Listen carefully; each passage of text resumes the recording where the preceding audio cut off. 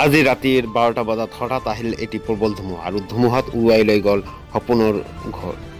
উল্লেখ্য যে হানিপালি নামৰ গোলগঞ্জ বজাৰত থকা ব্যক্তিজনৰ এই ঘৰটোৱে আজি একেবাৰে ধ্বংস হৈ পৰিল।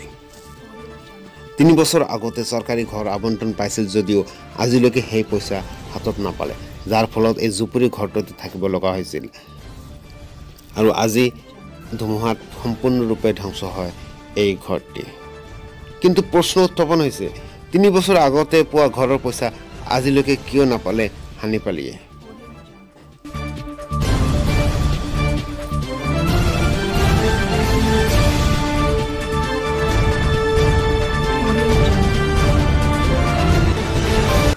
আচ্ছা, কোন বেলা ভাঙছে এটা? 12:30টার সময়। কেমন করে ভাঙিল?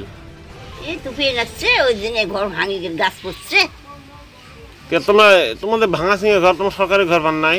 হ্যাঁ, না পাই, আমরা পাই নাই। নাই ঘর ভাঙিলে এই তুফানতে ঘর ভাঙি পৰিছে। কেইটা? এই ৰাতি 12:30টাত। ঘৰত কোনো মানুহ আছিল? ঘৰত মানুহ আছে। মানুহৰ কিবা হৈছে নেকি? কাৰো হাতত বেটা পাইছে, ঠেঙত বেটা পাইছে, মূৰত বেটা পাইছে। আপোনালোকৰ গোলগঞ্জ বজাৰত ঘৰ, আপোনাৰ চৰকাৰী ঘৰ পাইছে নে নাই? চৰকাৰী ঘৰ আহিছে 3 বছৰ আগত, তাৰ ঘৰৰ পইচা পোৱা নাই।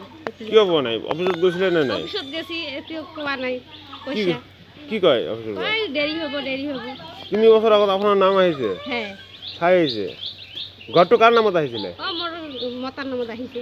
আপোনাৰ মানে স্বামীৰ নামত? হ্যাঁ। এতিয়ালৈকে অহা নাই না? এতিয়াও পোৱা নাই পইচা। এতিয়া কি কৰিব? ঘৰ ভাঙিলে এতিয়া কি কৰিব আপোনালোকে?